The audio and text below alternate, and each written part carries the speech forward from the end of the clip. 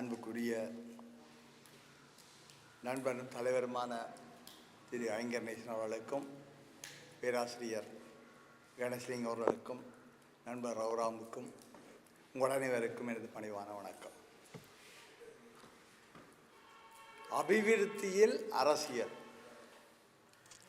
இந்த ரெண்டு வார்த்தைகள் எவ்வாறு புரிந்து கொள்கின்றோம் என்பதில் தான் எங்களுடைய சிந்தனை தங்கியிருக்கின்றது. இலங்கையின் அரசியல் என்பது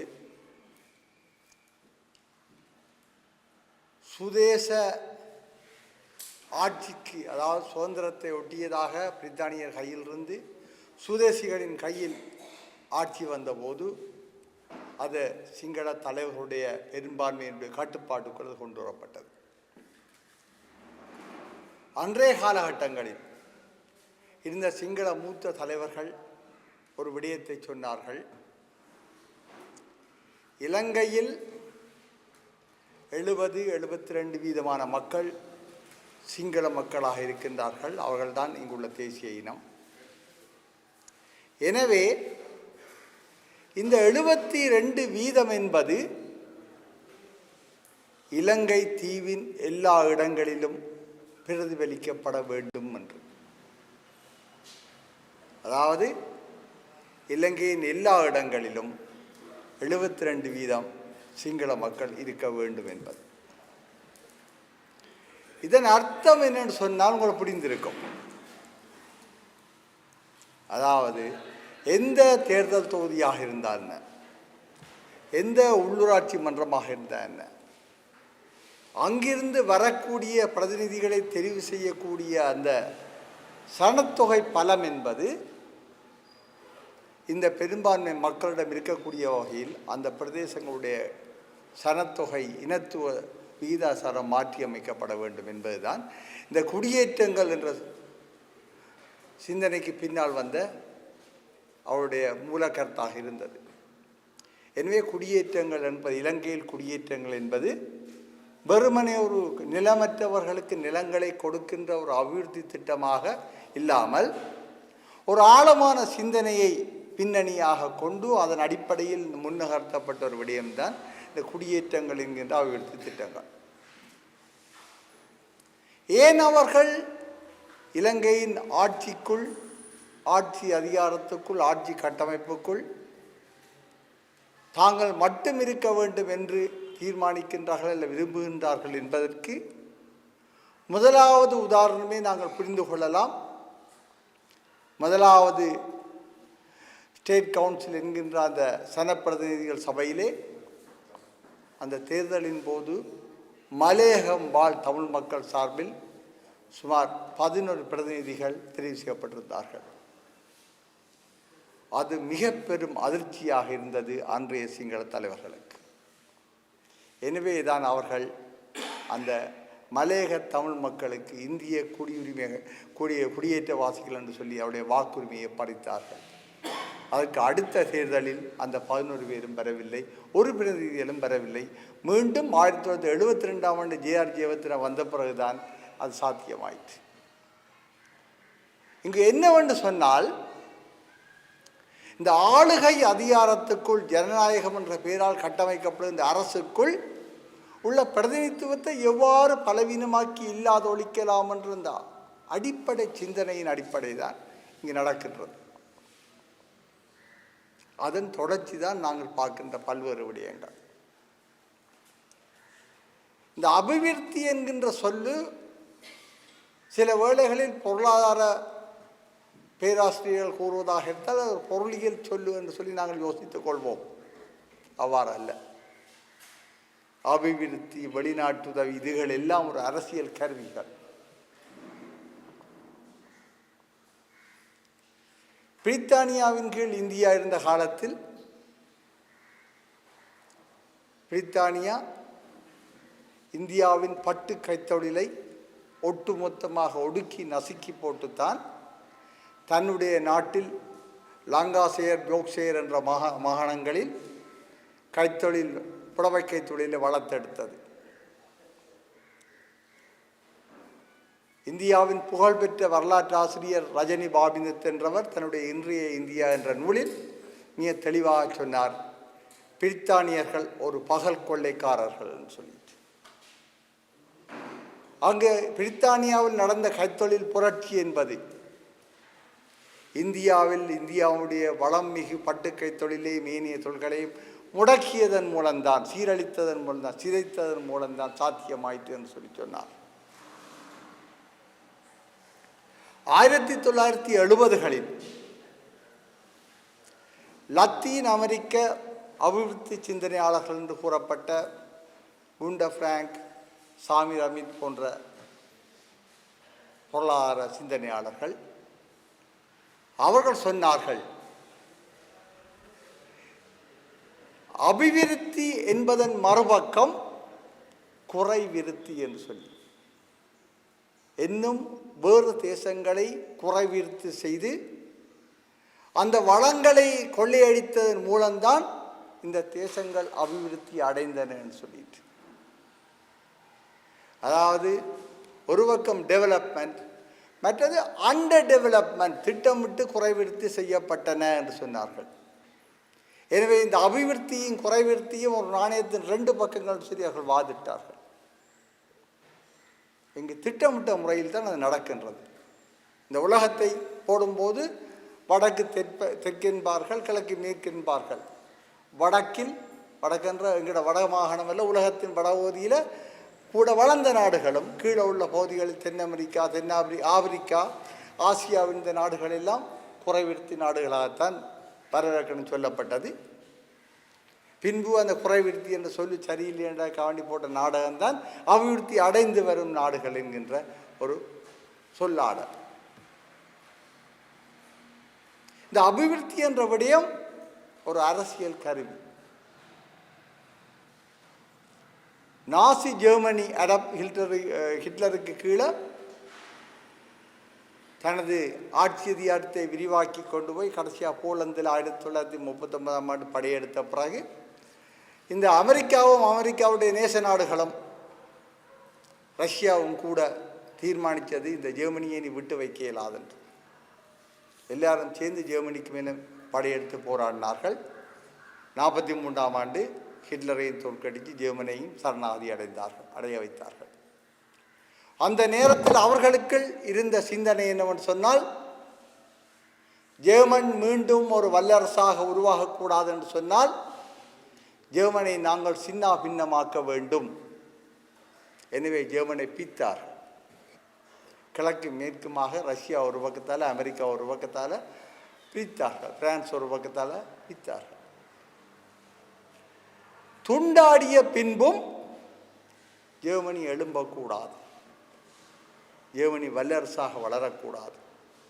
ஜெர்மனி இம்மட்டு நாளும் இந்த வல்லரசாக வளர்ந்ததுக்கு பின்னாலே இருந்த விடயம் என்னவென்று சொன்னால், ஜெர்மனியினுடைய கைத்தொழில் சார் அறிவு, தொழில்நுட்பம், அவருடைய கைத்தொழில் வளர்ச்சி. எனவே இதை இல்லாத ஒழிக்க வேண்டும். அன்றைய காலகட்டங்களில் அமெரிக்காவின் செக்ரட்டரியாக இருந்த மொஜெண்டோ என்பவர் அவர் ஒரு திட்டம் போட்டார். ஜெர்மனி மீண்டும் எழும்பாமல் இருக்க வேண்டுமே ஆனால் ஜெர்மனுடைய கைத்தொழில் ஆற்றல்கள் முற்றாக நிர்மூலமாக்கப்பட வேண்டும் என்று. 1944ஆம் ஆண்டு துவங்கின அந்த வேலை அமெரிக்கா தலைமையில் ஜெர்மனியுடைய ஒட்டுமொத்த கைத்தொழில்களும் நிர்மூலமாக்கப்பட்டன. கலட்டக்கூடிய இயந்திரங்கள்லாம் கலட்டி கொண்டு போகப்பட்டது, அழிக்கக்கூடியவையில் அழிக்கப்பட்டது. எந்த ஒரு கைத்தொழில் முயற்சியும் ஜெர்மனியில் இருக்கக்கூடிய முற்றாக நிர்மூலமாக்கப்பட்டது. கைத்தொழில் துறையில் பணியாற்றிய அத்தனை பேரையும் நீங்கள் இனிமேல் இந்த கைத்தொழில் துறையை பற்றி சிந்திக்கவே கூடாது என்று கூட்டிக் கொண்டு போய் வலுக்கட்டாயமாக தூர இடங்களில் உள்ள இடங்களில் விவசாயங்கள் பண்ணைகள் செய்யுங்கன்னு சொன்னார்கள்.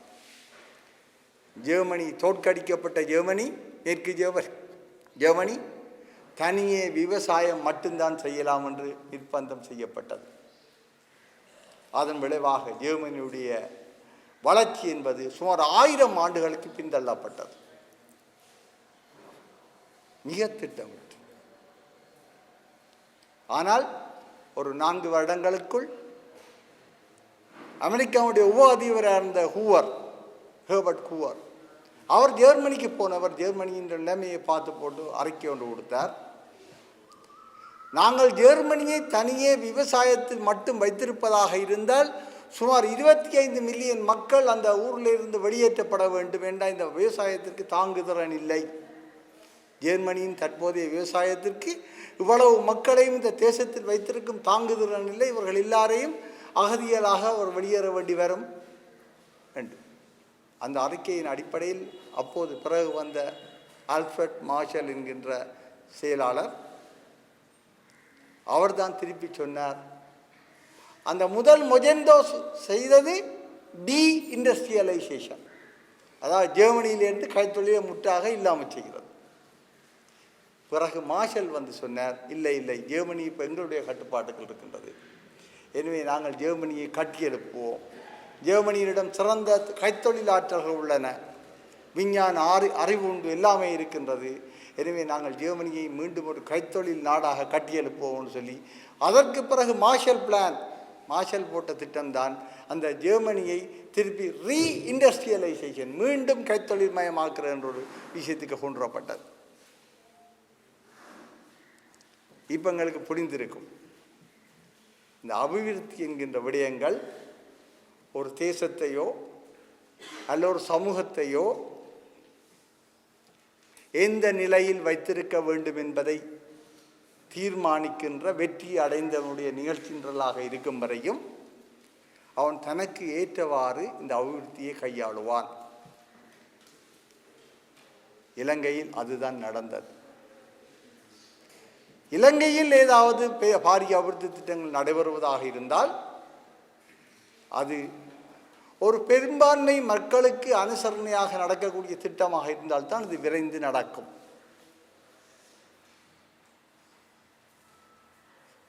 எழுபதுகள் நடுப்பகுதிக்கு முன்னுக்கு இலங்கையுடைய பொருளாதாரத்தை சொல்வது மூடப்பட்ட பொருளாதாரம், இறக்குமதி கட்டுப்பாடு, ஏற்றுமதி ஊக்குவிப்பு, அப்படி பல்வேறு விஷயங்கள் இருந்தன. அன்றைய காலகட்டங்களில் அரசாங்கத்தின் முதலீடுகளாக இருந்த தொழிற்சாலைகளான KKS தொழிற்சாலை, Paranthan chemical, Valaichchenai, paper factory, Oddusuddan களிமண் தொழிற்சாலை, ஓட்டு தொழிற்சாலை என்று பல ஃபேக்ட்ரிகள் இருந்தன இங்கே வடகிழக்கில் மட்டும். அதைவிட தனியார் தொழிற்சாலைகள் நிரம்ப தொழிற்சாலைகள் இருந்தன. இலங்கையின் புகழ்பெற்ற 2 பின்னலாடை கைத்தொழில்கள், ஒன்று வெலோனா, 2வது லைடன் கார்மெண்ட்ஸ். அதே போன்று துணி ஆலைகள், பண்டத்திருப்ப பாரிஸ் கோஆபரேட்டிவ், சங்கான பாரிஸ் கோஆபரேட்டிவ் வந்து 2 பெரிய துணி ஆலைகள் இருந்தது. அதை விட சீமா சில்க், அது வேறுன்னு சொல்லி கணக்கென்று ரொம்ப துணி ஆலைகள் இருந்தன.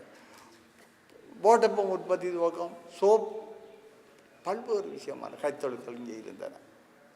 எங்களுடைய உற்பத்தியில் விவசாயத்துக்கும் மீன்பிடிக்கும் சமமாக கைத்தொழில் பங்களிப்பு செய்தது.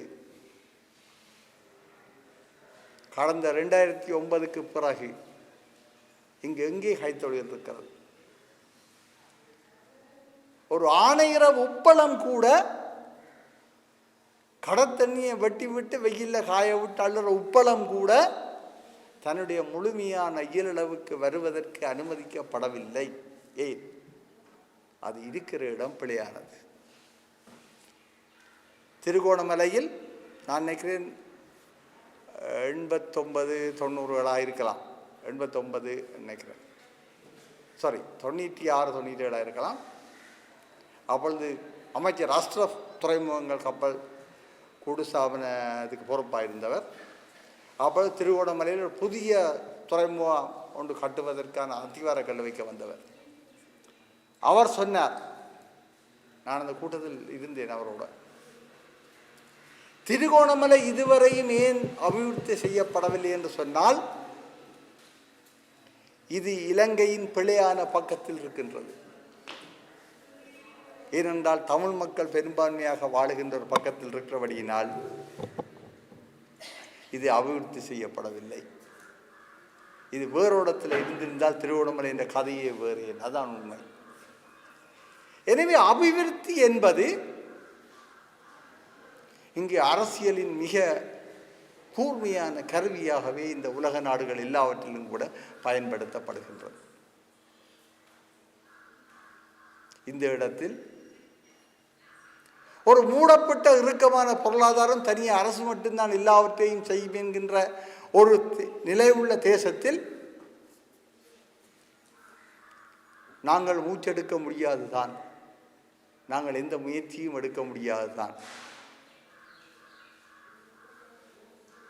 ஆனால் இன்றைய இலங்கையின் பொருளாதாரம் என்பது திறந்த பொருளாதாரம். அரசாங்கங்கள் எந்த பாரிய முதலீடுகளையும் போடுவதில்லை, எல்லாமே தனியார் துறையாகத்தான் இருக்கும். அரசாங்கம் என்ன செய்கிறது? காங்கேசன் துறையில் அழிந்து போனது ஒரு மிகப்பெரிய தொழிற்சாலை, அதை திருப்பி அந்த இடத்தில் ஆரம்பிப்பதில் சாத்தியமில்லை என்றால் சுண்ணாம்புக்கள் அகல முடியாது. ஆனால் அதுக்கு பதிலாக வேறு கைத்தொழில்கள், சிமெந்து தொழிற்சாலைகளை உருவாக்கலாம், மூலப்பொருட்களை வெளியிலிருந்து கொண்டு வந்து திறக்கிறதுக்கு.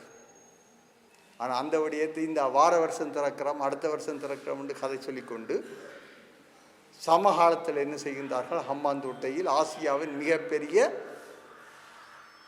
சிமெந்து தொழிற்சாலை ஒன்று கட்டி வார வருஷம் ஜூன் மாதம் அது உற்பத்தியை துவங்கவிருக்கின்றது. வாழைச்சேனையில் ஒரு காகித ஆலை இருக்கிறது. இந்த பரந்தன் ரசாயன தொழிற்சாலை, KK தொழிற்சாலை போன்று அது சமகாலத்தில் அங்கு உருவாக்கப்பட்டது. அது வைக்கோலை மூலப்பொருளாக கொண்டு உற்பத்தி செய்கின்றது.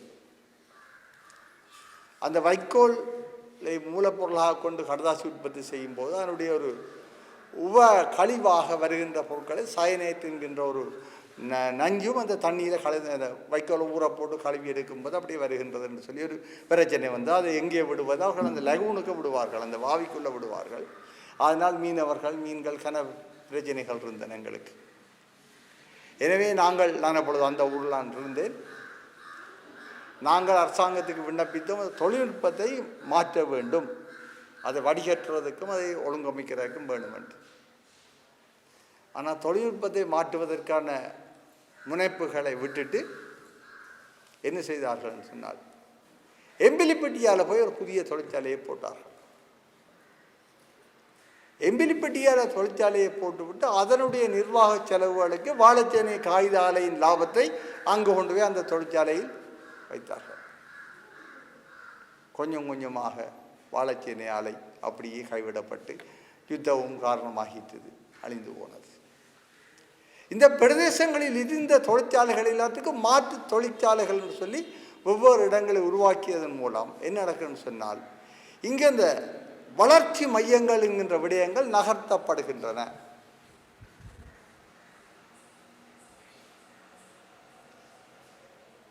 வளர்ச்சி மையங்கள் நகர்த்தப்பட்டு எங்களுடைய பொருளாதாரம் என்றது வெறுமனே ஒரு அடிப்படை விவசாயத்திலோ அல்லது அரசாங்க சேவை தொழிலுக்குள்ளேயோ சிக்க வைக்கப்படுகின்றது. நாங்கள் திட்டமிட்டு சிக்க வைக்கப்படுகிறோம்.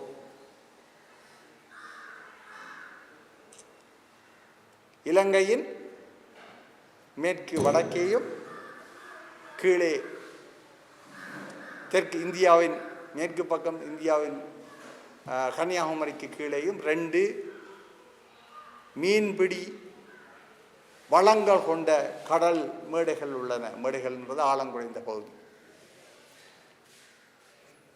மேலே வடக்கே இருப்பது பேதுரு கடல் தள மேடை, பீட்ரோ பேங்க் என்று சொல்வார்கள். அது கிட்டத்தட்ட திருவோணமலையிலிருந்து காங்கேசந்துறை வரைமான பிரதேசத்தில் சுமார் ஒரு 30-40 மைலுக்கங்கால் இலங்கையினுடைய பாரிய பொருளாதார வலயத்துக்குள் 75-80% சிறிது பகுதி இந்தியாவுக்குள்ளுமாக அந்த இடம் இருக்கின்றது. மிகப்பெரிய மீன்வளம் கொண்ட பிரதேசம். அந்த மீன்வள பிரதேசத்திற்கு அதே போன்று இந்தியாவில் கன்னியாகுமரிக்கு கீழே வெஜ் பேங்க்னு சொல்லி போட்டு அந்த வெஜ் மீன்பிடி அடித்தள மேடை உண்டு. எங்களுக்கு அந்த படத்துக்கு நாங்கள் போயிடலாம், மன்னர் கீழே உள்ளாக்கள் தான் நாங்கள் போகலாம். என் மன்னர் கீழே இருக்கிறது. இந்த பக்கம் ஒரு மிகப்பெரிய இது, பக்கத்தில் போகலாம். ஒரு நாள் 8 மணித்தியாலம் 9 மணித்தியாலம் ஓடினால் அந்த பாயிண்ட்டுக்கு போயிடுவோம். போய் அங்கே இருந்து தொடர்ந்து தொழில் செய்யலாம். ஆனால் அங்கு மீன் பிடிக்கிறதுக்கு யார் வருகின்றார்கள் என்று சொன்னால் தென்னிலங்கையிலிருந்து மீனவர்கள் வருகின்றார்கள். பல நாள் படகுகள் அவர்களிடம் இருக்கின்றன. அவர்கள் திருகோணமலையிலும் முல்லைத்தீவிலும் இப்பொழுது மயிலட்டியிலும் தங்கி நின்று அந்த கடலுக்கு போய் மீன் பிடித்து கொண்டு வருகின்றார்கள். எங்களுடைய மீனவர்கள் அந்த பல நாள் படகுகளுக்கான வாய்ப்புகள் இல்லாமல் இருக்கின்றார்கள். ஒரு பல நாள் படகு கிட்டத்தட்ட 3.5 கோடி 4 கோடி வரும். அரசாங்கம் சொல்லுகின்றது பல நாள் படகு வாங்க விரும்புவோருக்கு அரைவாசி காசு நான் மானியம் கொடுக்கிறேன், மிகுதி அரைவாசி காசில் நீங்கள் பேங்கில் லோன் எடுக்கலாம், நீங்கள் கொஞ்சம் காசு போட்டால் ஒரு 1-2 மில்லியன் போட்டாலே காணும், அப்படியெல்லாம் சொல்லுது.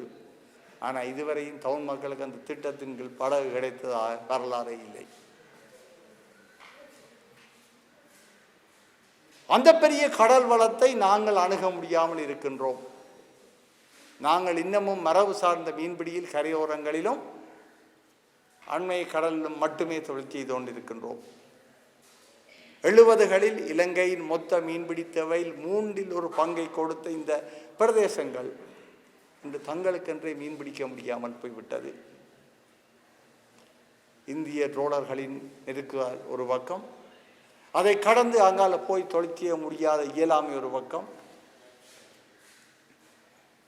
ஆனால் இப்பொழுது நாங்கள் என்ன செய்கின்றோம் என்று சொன்னால் எங்களது குடாக்கடலுக்குள் இருந்த சிறிய சிறிய மீன்பிடி தொழில்களையும் அந்நிய செலாவணிக்காக மாற்றிவிட்டு அட்டை வளர்ப்பதற்காக எல்லை போட்டிருக்கின்றோம். எங்களுடைய யாழ்ப்பாணத்தை அண்டிய இந்த குடாவை போய் பார்த்தீங்கன்னா தெரியும், இரவில் காணிவெல் மாதிரி இருக்கும். அதுக்கு முன்னால் எங்களுடைய மணிவண்ணனுடைய ஆரியோளம் லைட் எல்லாம் அவுட். அந்தளவுக்கு கடலில் கொட்டிலும் வெயிலையும் லைட்டும் போட்டு அது கடல் இரவில் உயிர்ப்பாக இருக்கின்றது. இரண்டு அட்டை பண்ணைக்கு காவல். அட்டை யாருடைய உணவு பாதுகாப்பு? நாங்கள் சாப்பிட முடியும், எங்களுக்கு ஒரு உணவு நெருக்கடி வரை. எங்களுக்கு கிடைத்த அந்த கரையோர கடலுடைய மீனும் இறாலும் நண்டும் எல்லாமே அவுட். அதைவிட அதுவரையும் ஒரு மீனவ சமூகம் தான் அந்த தொழிலை செய்து கொண்டிருந்தது. இப்பொழுது கடல் அட்டை தொழில் வந்த பிறகு அந்த சமூகத்திடமிருந்து அந்த விடயங்கள் கைமாறப்பட்டு விட்டன. ஏனெனில் பலர் தங்களுடைய காசுகளை கொண்டு போய் அதை முதலீடு செய்துள்ளார்கள். மீனவ சமூகம் கைகட்டி கூலிகளாக மாறுகின்ற ஒரு அபாயம் வந்துள்ளது. என்ன நடக்கிறது இங்கே? ஒரு மிகப்பெரிய ஆழ்கடல் மீன் பிடிக்க முடியாமல் இருக்கின்றோம். அந்நியர்களும் ஏனையவர்களும் மீன் பிடிக்கின்றார்கள். இங்கே எங்களோட உள்ளூர் கடலுக்குள்ளே நாங்கள் மீன் பிடித்து சாப்பிடுவோம் என்றால் அதுவும் கூட கொரியாக்காரனுக்கும் தாய்வான்காரனுக்கும் கொடுப்பதற்காக அந்நிய செலாவணிக்காக அட்டை வளர்க்கின்றோம். உணவு பாதுகாப்பு எங்கே போகின்றது? உலகம் சொல்லுகின்றது, அதாவது மனிதர்கள் இப்பொழுது மாமிச உணவிலிருந்து கடல் உணவுகளுக்கு மாறுகின்றார்கள் ஆரோக்கிய காரணத்துக்காக. நாங்களும் தான். பிறகு அதில் இருந்தங்களை மரக்கறிக்கு மாறதா இன்னும் ஒரு அடுத்த கட்டம். எங்களுக்கு கடல் உணவு ஒரு மிக முக்கியமான விடயம். அது கூட போய் எனவே இங்கே என்ன நடக்கின்றது என்று சொன்னால் இந்த 2009க்கு பிறகு யுத்தத்துக்கு பிறகு எங்களுக்கு நடப்பது அந்த ஜெர்மனியில் நடந்த அந்த டீஇண்டஸ்ட்ரியலைசேஷன், அது கைத்தொழில் நீக்கம். நாங்கள் என்ன செய்கிறோம் என்று சொன்னால் அரசாங்க உத்தியோகங்கள், ஏதாவது பெரிய உத்தியோகம் சின்ன உத்தியோகம் ஏதோ ஒரு உத்தியோகத்துக்குள்ள நாங்கள் எங்களை சமாதானப்படுத்தி கொண்டு அடங்கி போகின்றோம். இது என்ன நடக்குது? எங்களுடைய பிராந்தியங்களில் எங்களுடைய பிரதேசங்களில் எந்த அளவிற்கு நகரங்கள் திட்டமிட்டு வளர்க்கப்பட்டுள்ளன. நகரங்கள் தான் வளர்ச்சி மையம் என்பார்கள். நகரங்கள் திட்டமிட்டு வளர்க்கப்படாமல் இருக்கும்போது என்ன நடக்கின்றன்னு சொன்னால், அதாவது இந்த நகரம் யாழ்ப்பாண நகரம் மட்டுமில்லை, ஏனைய உபநகரங்கள் நிரம்ப வளர்ந்தால்தான் மக்கள் அந்தந்த இடங்களில் இருப்பார்கள். அந்த பிரதேசங்களை நாங்கள் கண்காணிக்காமல் அபிவிருத்தி செய்யாமல் விட்டோம் என்று சொன்னால் மக்கள் தவிர்க்க முடியாமல் கல்விக்காகவும் சேவைகளுக்காகவும் வைத்தியத்துக்காகவும் ஏனைய தேவைகளுக்காகவும் தான் நகரத்தை நோக்கி நகர்வார்கள். அந்த இடங்களில் உள்ள உள்ளூராட்சி பலவீனமடையும். அங்கு போதிய அளவு மக்கள் இருக்க மாட்டார்கள். எனவே இங்கு ஒரு குடித்தொகை வெளியேற்றம் அல்ல ஒரு நகர்வுக்கான தூண்டல் என்பது இந்த அபிவிருத்தி என்ற விடயத்துக்குள்ளால எது செய்யக்கூடாது என்பதன் மூலம் அந்த இடங்களிலிருந்து சனங்களை நகர்த்துகின்ற ஒரு விடயம் இங்கு நடக்கின்றது.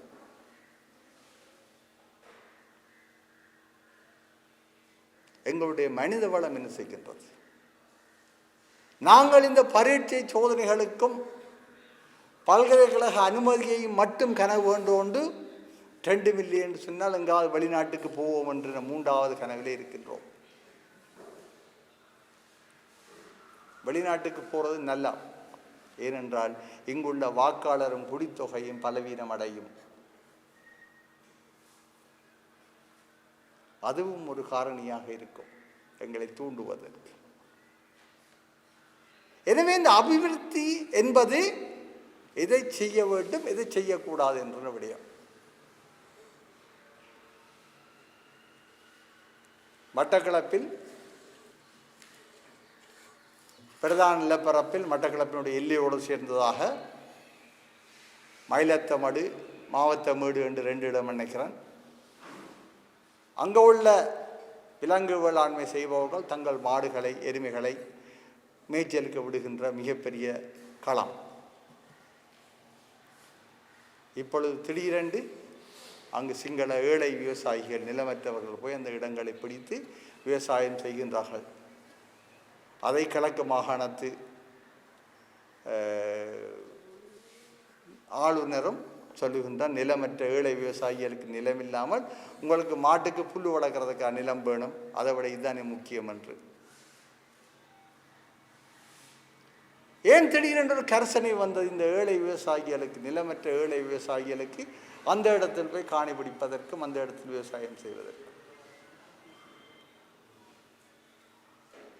மட்டக்களப்பின் மேற்பகுதியில் பொல்நறுவைக்கும் மட்டக்களப்புக்கும் இடையில் மகாவலியின் ஒரு கிளையாக ஓடுகின்ற ஆறு மாதுருவோயா. இந்த மாதுருவோயா அபிவிருத்தி 70களிலேயே செய்ய துவங்கப்பட்டது. 2 கரையும், ஒரு கரை இடது கரை பொலன்னறுவை, மறுகரை வலது கரை மட்டக்களப்பு. இதற்காக உலக வங்கி காசு கொடுத்தது. ஆனாலும் திட்டங்கள் நிறைவேற்றப்பட்டது இடது கரையில் மட்டுமே, வலது கரையில் செய்யப்படவில்லை. மத்திய வங்கி உலக வங்கி தன்னுடைய அறிக்கையை பார்த்து போட்டு சொன்னது, நீங்கள் வலது கரையில் மட்டக்களப்பு பக்கம் செய்யவில்லை என்று அவர் சொன்னார்கள். அது யுத்தம் நடக்கிற பிரதேசம், பயங்கரவாதிகள் முகாம்கள் இருக்கிற பிரதேசம். எனவே இப்பொழுது அதை செய்ய முடியாது, யுத்தம் எல்லாம் முடியும் வரை நாங்கள் அதை பிற்போட்டிருக்கிறோம் என்று உலக வங்கி சொன்னது. அப்படியானால் நாங்கள் உங்களுக்கான உதவி திட்டங்களை உடனடியாக முடிவுக்கு கொண்டு வருகிறோம்னு சொல்லி அந்த மாதுரோய திட்டத்தினுடைய ஏனைய நிதியை அவர்கள் நிப்பாட்டி விட்டார்கள். அதோடு அந்த வலதுகரை பக்கம் மட்டக்களப்பு பக்கம் அபிவிருத்தி செய்யப்படாமலே இருந்தது மிக நீண்ட காலமாக. முன்னைய ஜனாதிபதி திரு மைத்ரிபால சிறிசேனா அவர்களின் காலத்தில் ஒரு சீனாவின் சிறப்பு திட்டத்தின் கீழ் சீனாவின் கம்பெனிகளை கொண்டு அந்த வலதுகரைக்கான அபிவிருத்தி மிக விரைந்து முன்னெடுக்கப்பட்டு கொண்டிருக்கின்றது. இப்பொழுது வலதுகரை அபிவிருத்தி நடக்கும் போது அந்த மட்டக்களப்பின் அந்த நிலங்கள் தண்ணீரால் செழிப்புறும். எனவே இப்பொழுது தண்ணீரால் செழிப்புறும் நிலத்திற்கு உரிமை கொண்டாடுவதற்கு நிலமற்ற ஏழை சிங்கள விவசாயிகள் நகர்த்தப்பட்டிருக்கின்றார்கள்.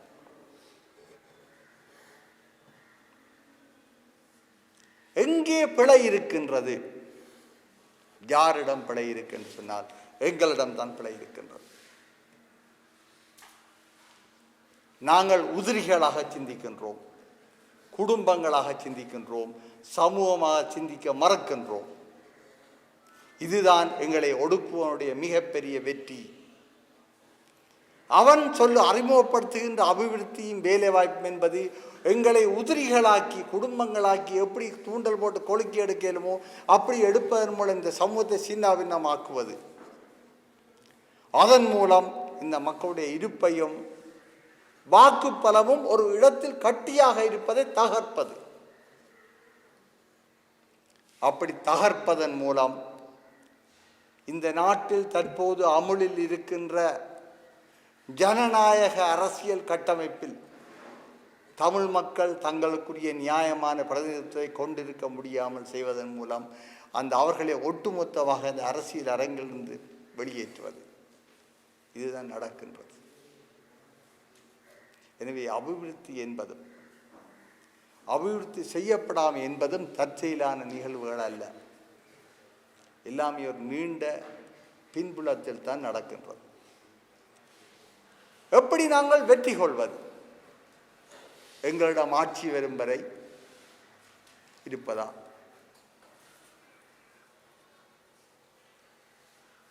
ஜப்பான் அமெரிக்காவின் பேர்லாபுரம் துறைமுகத்துக்கு மேலே குண்டு போட்டு அமெரிக்காவை தேவையில்லாமல் சண்டைக்குள்ளே இழுத்து அமெரிக்கா போய் ஹிரோஷிமா நாகாசாவியில் குண்டு போட்டு ஜப்பானை சரணடைய வைத்தது. இப்பொழுது ஜப்பான் ஒட்டுமொத்தமாக சரணடைந்துட்டு அமெரிக்காட்ட சரணடைஞ்ச பிறகு மெக் ஆதர் என்று சொல்லிட்டு அமெரிக்க இராணுவ தளபதி தலைமையில் ஜப்பானை மீளை கட்டியெழுப்புவது என்ற நிகழ்ச்சி திட்டம் உருவாக்கப்பட்டது. அங்கு 2 விடயம் இருந்தன. ஒன்று,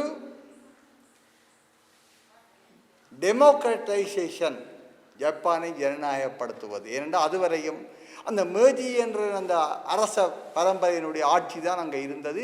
ஜப்பானிய மக்கள் முழு பேரும் இந்த அரசுக்கு விசுவாசமானவர்களாகத்தான் இருந்தார்களே தவிர அவர்களுக்கு அங்கே ஜனநாயக முறைமை என்றெல்லாம் இருக்கவில்லை.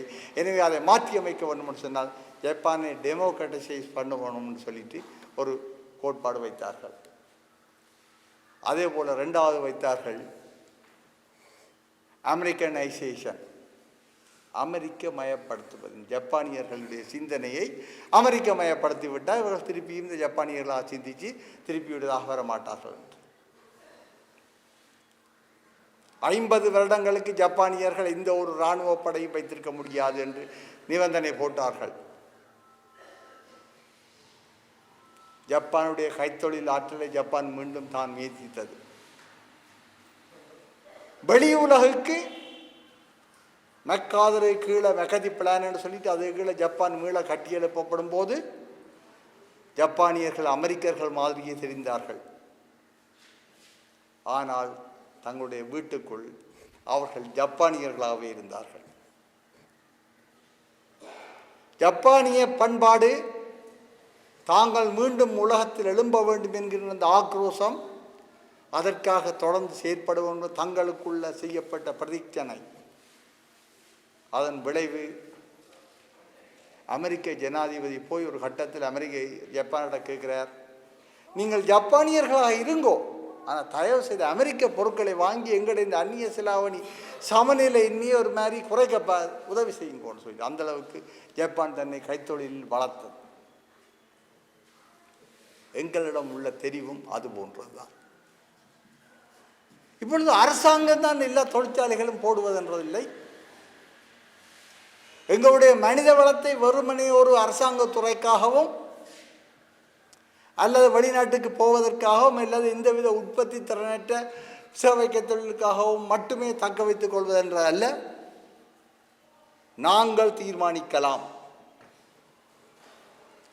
நாங்கள் இந்த தீவினுள் எவ்வாறு ஒரு பலம் கொண்ட சமூகமாக, இனமாக, மக்கள் கூட்டமாக மேலெழலாம் என்பதை நாங்கள் தீர்மானிக்கலாம்.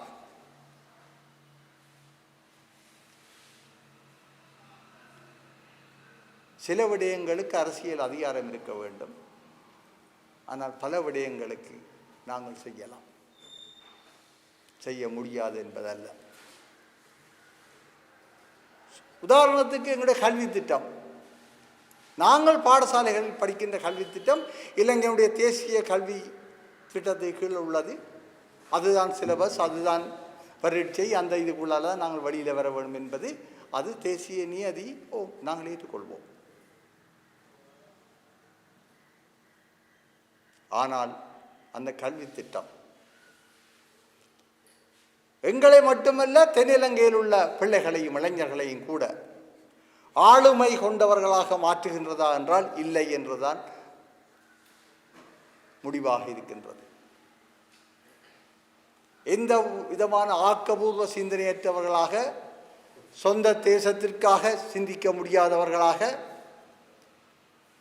இந்த சமூகம் மாற்றப்படுகின்றது. இந்த கல்வி திட்டத்துக்களால் பிறந்த பிள்ளைகளுடைய பிறப்பாற்றல்களை அடையாளம் காணாமல் ஒரு திணிக்கப்பட்ட கல்வி திட்டத்துக்குள் அந்த பிள்ளையை கொண்டே போட்டு அமுக்கி அதனை அப்படியே கொண்டு வந்து கடைசியில் ஒரு பட்டதாரியாக வெளியிலே ஒரு ரொபோட்டிக்ஸாக கொண்டு வந்து சொந்த ஆற்றல்கள் சிந்தனை திறன்கள் எதுவுமே இல்லாமல் முடக்கப்பட்டு போகின்ற ஒரு ஆக்களாக தான் வெளியில் விடும்போது மிகவும் அச்சமூட்டப்பட்டவர்களாக வருகின்றார்கள், ஆக்கத்திறனற்றவர்களாக வருகின்றார்கள், சொந்த சிந்தனை ஆற்றல் இல்லாதவர்களாக வருகின்றார்கள். இப்பொழுது சொல்லுங்கள், எங்களது சமூகத்தை நாங்கள் மீள உயிர்ப்பிக்க வேண்டுமாக இருந்தால் எங்களுடைய மனித வளம் கூர்மைப்படுத்தப்பட வேண்டும். நாங்கள் நினைக்கின்ற திசையிலே எங்களை ஒரு பலங்கொண்ட பொருளாதார ஆளுமை கொண்டவர்களாக வளர்ப்பதற்கு இந்த கல்வி திட்டத்தை மீற முடியாதான தேசிய கல்வி திட்டம் ஏற்றுக்கொள்வோம். நாங்களே அதுக்கு பக்கத்தில் ஒரு உபகல்வி திட்டத்தை உருவாக்கக்கூடாது. நாங்களே எங்கள் பிள்ளைகளின் ஆளுமைகள் எல்லாவற்றையும் சிதைச்சு போட்டு நாங்களே இந்த கல்வி திட்டத்துக்குள் அந்த பிள்ளைகளை கொண்டு திணித்து வைத்திருக்கின்றோம். பெற்றோர்களாகிய நாங்களும், ஆசிரியர்களாகிய நாங்களும், கல்வி சிந்தனையாளர்களாகிய நாங்கள் எல்லோரும் சேர்ந்துதான் எங்களுடைய பிள்ளைகளுடைய ஆற்றல்களை முடக்குகின்ற மிகப்பெரிய சிறுவர் உரிமை மீறல்காரர்களாக இருக்கின்றோம். ஏனென்றால் எங்களுக்கு இந்த கல்வி திட்டத்துக்குள்ளார் அப்படியே அந்த வெளியில் வந்து விழுகின்ற ரொபோட்டிக்ஸ் மட்டும்தான் தேவையே தவிர ஏதோ ஒரு உத்தியோகம் அப்படி என்றது எங்களுக்கு அந்த பிள்ளைகளுடைய ஆற்றல்கள் எதுவும் தேவையில்லை. அந்த ஆற்றல்கள் மெருகூட்டப்படவும் தேவையில்லை. அதனால் இந்த சமூகம் அடையக்கூடிய மேன்மையும் எங்களுக்கு தேவையில்லை என்று உதிரியாக சிந்திக்கின்றோம். அதே போன்றுதான் எங்களுடைய பொருளாதார கட்டமைப்பு. அரசியல் என்பது வலு. பேராசிரியர் நான் கூறிய தவறென்றால் தன்னுடைய உரையில் சுட்டிக்காட்ட வேண்டும். அது வலு. அந்த வலு பேரம் பேசல் திறம் கொண்டது. வெறுமனே எண்ணிக்கை அடிப்படையில் மட்டும் தீர்மானிக்கப்படுவதில்லை. எண்ணிக்கையில் சிறுபான்மையினராக இருந்தாலும் கூட நாங்கள் எங்களுடைய ஆற்றல்களினால், ஆளுமைகளினால், எங்களால் கட்டுப்படுத்தக்கூடிய பொருளாதார சக்திகளினால் அந்த அரசியலில் பேரம் பேசல் வலுவை நாங்கள் கட்டியெழுப்ப முடியும். அரசியலில் பங்கு பெற்றுகின்ற வலுவை நாங்கள் கட்டியெழுப்ப முடியும். நாங்கள் அந்த திசையை பார்ப்பதே இல்லை. ஏனென்றால் அது சிறிது கடினமான பிரச்சனை. எங்களுக்கு சிந்திக்கிறதுக்கு நேரம் வேண்டும், அது செயற்பட வேண்டும். எனவே அதுக்கு நாங்கள் உடன்பாடில்லை. உண்மையில் நாங்கள் எங்களுடைய இன்றைய விவசாயம் எங்களை அப்படி நாங்கள் எதிர்பார்க்கின்ற அந்த தொலை நோக்கு கொண்ட அந்த சமூகமாக விரைந்து மேலெடுத்து கொண்டு போவதற்கு இயலளவை கொண்டுள்ளதா என்பதை நாங்கள் தீர்மானிக்க வேண்டும். எங்களிடம் பாரிய பண்ணைகள் இல்லை, ஒரு மேய்ச்சல் தரை கூட ஒழுங்காக இல்லை. ஆழ்கடலுக்கு செல்வதற்கு எங்களுடைய ஆழ்கடல் வள்ளங்கள் இல்லை, பல்நாள் படகுகள் இல்லை. இந்த நிலைமையில் எங்களுடைய பாரம்பரிய, எங்களுடைய ஆரம்ப இந்த முதன்மை பொருளாதாரம் சொல்கிற விவசாயம், கால்நடை, மீன்பிடி மூன்றையும் நாங்கள் கொண்டு அதை அடிப்படையாக வைத்துக்கொண்டு நாங்கள் ஒரு பலமான தேசத்தை கட்டியெழுப்புகின்ற, இந்த தீவினுள் ஒரு பலமான தேசியம் கொண்ட சமூகமாக எங்களை நிமித்துகின்ற, உயர்த்துகின்ற அளவுக்கு இந்த பொருளாதாரத்தின் ஆற்றல் இருக்கின்ற என்றால் இல்லை என்றே ஒரு முடிவுக்கு வர வேண்டியிருக்கும். அப்படியானால் நாங்கள் இன்னும் ஒரு துறையை கண்டுபிடிக்க வேண்டும். அதுதான் கைத்தொழில், தொழில்நுட்பம், உற்பத்தி, விஞ்ஞான வளர்ச்சி. ஆனால் இன்றைய கல்வி திட்டத்தினுடைய அந்த போலினுக்குள்ளேயே, அந்த லைனுக்குள்ளேயே நாங்கள் போய்கொண்டு இருந்தோமேயானால் நாங்கள் எங்கள் சமூகத்தை கடைசுவரை நாங்கள் உயர்த்த முடியாது. எங்களுடைய அரசியல் ஆதிக்கம் என்பது எங்களுடைய வலுவை கட்டி எழுப்புதல். வெறுமனே அரசியல் அமைப்பினால் எழுதித்தர அதிகாரத்தாலோ அல்லது பேரம்பேசல் திறனால் நாங்கள் செருகுகின்ற வார்த்தை ஜாலங்களினாலோ நாங்கள் இதனை உருவாக்க முடியாது. எங்கள் மீது திட்டமிட்டு குறை விருத்தி செய்யப்படுகிறது. எங்களுடைய வளர்ச்சி மையங்கள் நகர்த்தப்படுகின்றன. ஒரு வெற்றிடம் செயற்கையாக உருவாக்கப்படுகிறது. அந்த வெற்றிடத்துக்கள் சனத்தொகை பாய்ச்சல் செய்யப்படுகிறது.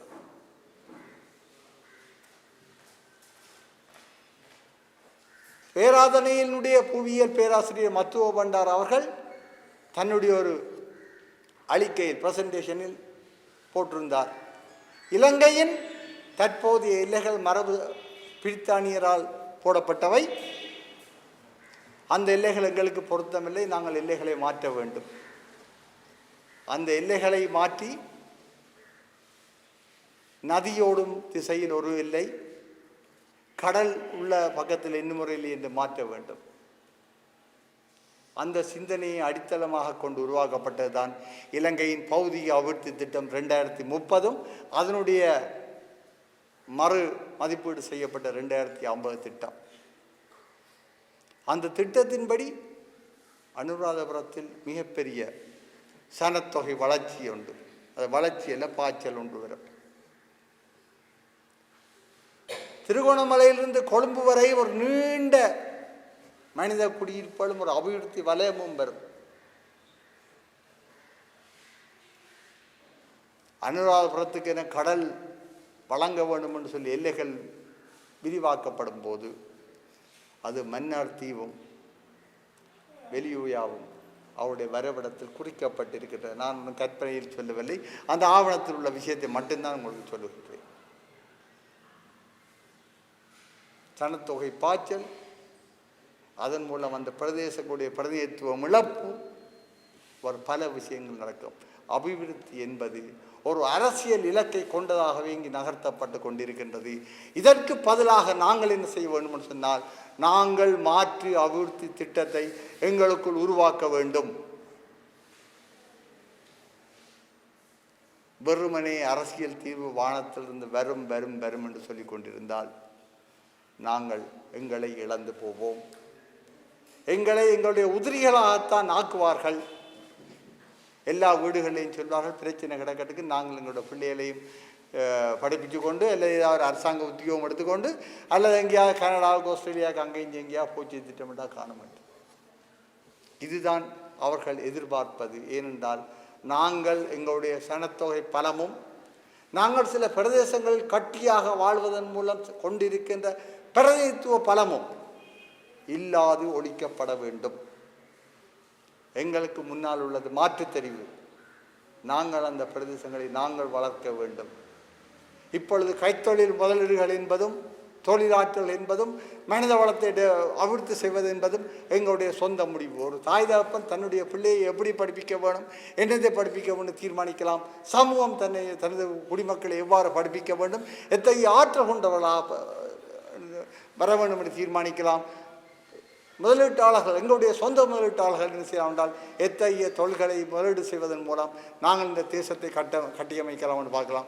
அதன் மூலம் ஒரு புதியதொரு விதியொன்று அரசியலில் உருவாக்கப்படும். நான் நினைக்கின்றேன் இந்த மண்டபத்தை இன்று நான் அதற்கான அறைகூறாவை பகிரங்கமாக உங்களிடம் விடுகின்றேன். தயவு செய்து நீங்கள் ஒரு பெட்டிக்குள் இருந்து சிந்திப்பதாக இருக்காமல் வெளியிலே வாருங்கள். நாங்கள் ஒரு புதிய விதி செய்வோம். நன்றி. அனைவருக்கும் வணக்கம். ஒரு கால பொருத்தம் கருதிய ஒரு சமகால அரசியல் கலந்துரையாடல் தளத்திலே நானும் பங்கேற்பதையிட்டு மகிழ்ச்சி அடைகின்றேன். நாங்கள் இன்றைக்கு சிவில் சமூகத்தினுடைய அரசியல் பங்களிப்பு, இந்த தமிழ் தேசிய அரசியல் சிவில் சமூகத்தை எவ்வளவு தூரம் உள்ளிருத்து கொண்டு நகர்கிறது என்பதை பற்றிய கேள்வி எழும்போதெல்லாம் எனக்கு ஒரு வாக்கியம்தான் எனக்கு ஞாபகத்தில் வருகிறது. அதை நாங்கள் பார்த்துக்கொள்கிறோம். இது இப்போது மிக பிரபலமான வாக்கியம். மிக பிரபலமான அரசியல்வாதிகளால் முன்வைக்கப்படுகின்ற ஒரு வாக்கியம். அதை நாங்கள் பார்த்துக்கொள்கிறோம். அப்போ இங்கே இருக்கக்கூடிய மக்கள், சிவில் சமூகம் எல்லாரும் ஒதுக்கப்பட்டு அல்லது திட்டமிட்டு புறக்கணிக்கப்பட்டு, சில சந்தர்ப்பங்களில் அரசியல் கட்சிகள் கூட புறக்கணிக்கப்பட்டு, சில தனி மனித அரசியல்வாதிகளால் முன்னெடுக்கப்படுகின்ற ஒரு அரசியல் போக்குகளே நாங்கள் ஆட்பட்டு கொண்டு இந்த கருத்துக்களை பேச விளைகின்றோம். அதை நாங்கள் பார்த்துக்கொள்கிறோம். இன்றைக்கு நாங்கள் எல்லாம் பார்வையாளராக இருக்கின்றோம். தமிழ் சிவில் சமூகம் என்பது வெறுமனே பார்வையாளராக இருந்து கொண்டிருக்கின்ற ஒரு பரிதாபகரமான நிலையிலே நாங்கள் இன்றைக்கு இருந்து கொண்டிருக்கின்றோம். உண்மையில் விடுதலை போராட்டம் நடைபெற்றுக் கொண்டிருந்த போது ஆயுத ரீதியிலும் அரசியல் ரீதியிலும் மிக பலமாக கோலோச்சி கொண்டிருந்த விடுதலை புலிகள் காலத்தில் கூட மக்களை அரசியல் மயப்படுத்துவதிலும் சிவில் சமூக அமைப்புகளை வலுப்படுத்துவதிலும் அவர்கள் தீவிர கவனம் செலுத்தினார்கள். அது மேதின கொண்டாட்டங்களாக இருக்கலாம், தமிழருடைய பிரதிநிதித்துவத்தை முன்வைப்பதிலாக இருக்கலாம், சிவில் சமூகத்தை, மக்களிடையே இருக்கக்கூடிய புத்திஜீவிகளை முன்கொண்டு வந்து அவர்களையும் போராட்டத்தின் பால் முன்னகர்த்தி கொண்டிருக்கின்ற ஒரு பெரிய அமைப்பாக அந்த நேரத்தில் புலிகள் இருந்தார்கள். சில சந்தர்ப்பங்களில் அவ்வாறான அமைப்புகளின் மீதான கட்டுப்பாடு பற்றி விமர்சனங்கள் முன்வைக்கப்பட்ட போதும் கூட நாங்கள் எங்களுடைய கிராமங்களில் நாங்கள் சொல்வது போல ஊர்ச்சங்கை கண்டால் அந்த சிவில் அமைப்புகளை வலுப்படுத்துவதில் அவர்கள் கவனமாக இருந்தார்கள். ஏனென்றால் அது ஒரு தேவையாக இருந்தது.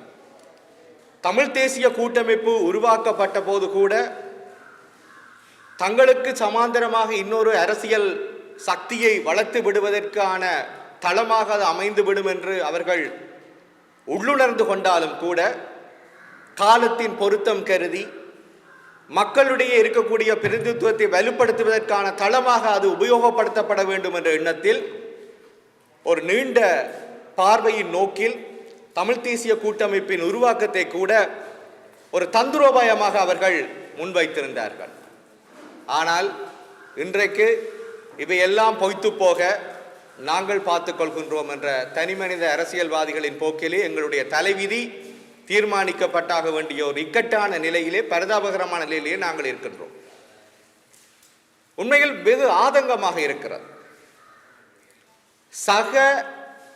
நாங்கள் எல்லோரும் கூட்டி சேர்ந்து முன்வைக்கக்கூடிய ஒரு வாய்ப்பை கூட இல்லாது, கலந்துரையாடல் தளங்கள் இல்லாது, எங்கள் போக்கு, எங்களுடைய அரசியல் தீர்வு இவ்வளவு காலம் நடைபெற்ற தியாகங்களின் பேராக எப்படி அமைய வேண்டும் என்பதை கூட சிந்திக்காது, தங்களுடைய கருத்து நிலைகளின் பாலே தமிழ் மக்களுடைய எதிர்காலத்தை தீர்மானிக்கின்ற போக்கு சில தனிமனித ஆளுமைகளின் கீழ் சிக்கிக் கொண்டிருப்பது என்பது மிக வேதனையான விடயமாக அமைந்திருக்கிறது. இந்த இடத்தில்தான் உண்மையிலே நாங்கள் தமிழ் சிவில் சமூகத்தை பற்றியும் தமிழ் தேசிய அரசியலில் சிவில் சமூகத்தினுடைய பங்களிப்பை பற்றியும் நாங்கள் பார்க்க வேண்டிய தேவையும் இருக்கிறது. உண்மையில் கடந்த காலத்தில் தலைவர் தமிழ் தேசிய பசுமை இயக்கத்துடைய தலைவர் ஐங்கர்நேசன் அவர்கள் குறிப்பிட்டது போல இங்கு தமிழ் தேசிய கட்டமைப்புகள், தமிழ் சிவில் சமூக கட்டமைப்புகள் உருவாக்கப்படும் போது அல்லது அவை அரசியலில் பங்களிப்பு செய்யப்படும் போது இரண்டு வகையான பிரச்சனைகளை நாங்கள் பார்க்கக்கூடியதாக இருக்கிறது. ஒன்று, தமிழ் சிவில் சமூக கட்டமைப்புகள் என்பது தன்னியல்பாக ஒரு பேரெழுச்சி பெறுவதற்கான தளமாக உருவாக்கப்படாமல் இருக்கின்ற ஒரு நிலைமை. அடுத்தது, இங்கிருக்கக்கூடிய அரசியல் கட்சிகள் அல்லது அரசியல் பிரதிநிதித்துவத்தை விரும்புபவர்கள் இந்த தமிழ் சிவில் சமூக கட்டமைப்புகளை உள்ளீர்க்காமல் வெகு நுட்பமாக தவிர்த்துக் கொள்கின்ற நிலைமை அல்லது பலவீனப்படுத்துகின்ற நிலைமை.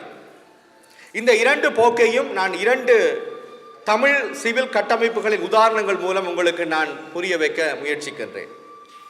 ஒன்று, தமிழ் மக்கள் பேரவை.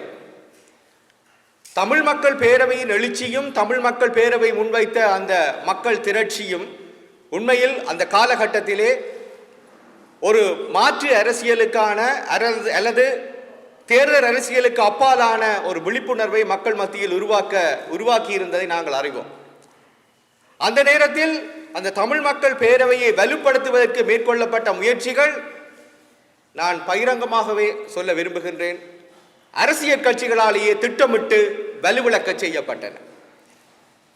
ஒரு காலகட்டத்தில் தமிழ் மக்கள் பேரவை எழுக தமிழ் போன்ற பெரும் எழுச்சியை மக்கள் மத்தியில் உருவாக்குவதை பார்த்து அச்சமுற்ற தமிழ் அரசியல் கட்சிகள், மிக பிரதான அரசியல் கட்சிகள் ஏதோ ஒரு வகையில் தமிழ் மக்கள் பேரவையை வலுவிழக்க செய்ய வேண்டும் என்பதை நோக்காக கொண்டு பல முன்னேற்பாடுகளை கூடி குலாவி அதனை பலவீனப்படுத்தும் நிலையையும் உருவாக்கியதை நாம் மறந்துவிட முடியாது.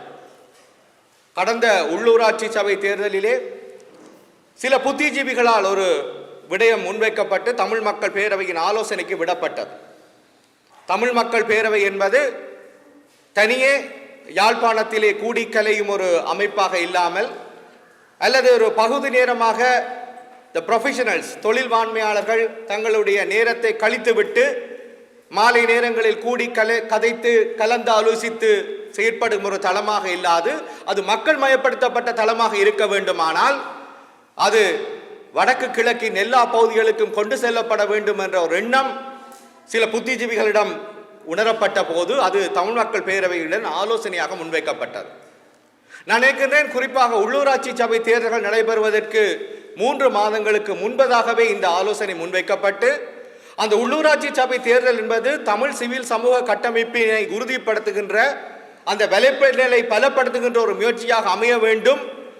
அதற்கு ஏற்கனவே விடுதலை போராட்ட காலத்திலே பாராளுமன்ற பிரதிநிதித்துவமாக இருக்கலாம் அல்லது அரசியல் பிரதிநிதித்துவமாக இருக்கலாம், போராட்ட சக்திகள் பின்புறம் இருக்கும் போது முன்னுக்கு மக்களிடம் இருக்கக்கூடிய புத்திஜீவிகளை முன்னகர்த்தி அவர்களை பிரதிநிதிகளாக தோற்றம் பெற வைக்கின்ற ஒரு வாய்ப்பை நாங்கள் உள்ளூராட்சி சபை தேர்தலிலும் உருவாக்க வேண்டும் என்று அந்த எண்ணம் முன்வைக்கப்பட்டது.